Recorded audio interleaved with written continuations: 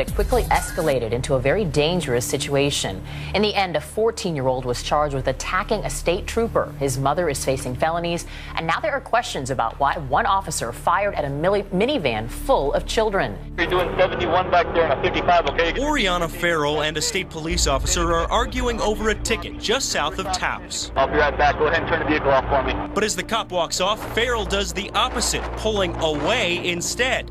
So he pulls her over again. The officer isn't too happy. Get out of the vehicle.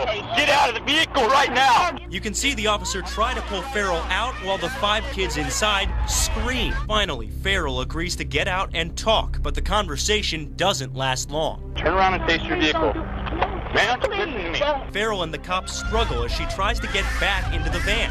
While that happens, the 14-year-old gets out again. And this time, he rushes the officer, trying to defend his mom. After a short tussle, the boy runs back into the minivan. The officer tries to get him out while backup arrives. Open the door! Open the door!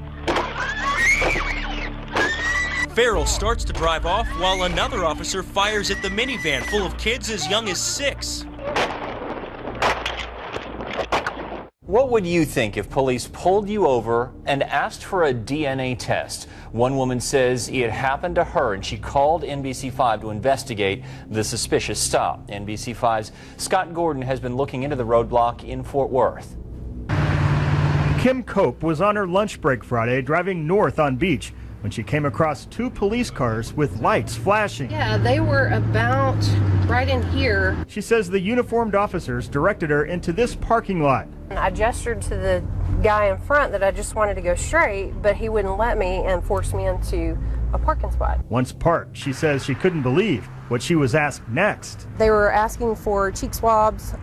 They would pay you $10 cash for that.